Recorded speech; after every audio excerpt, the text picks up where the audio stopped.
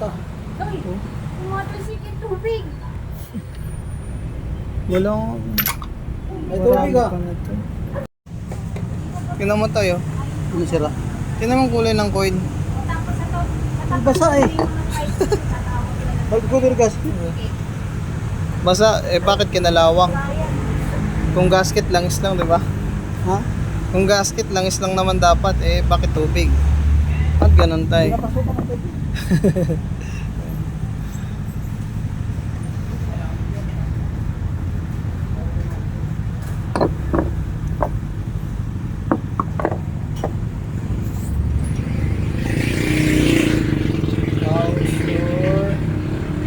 Spark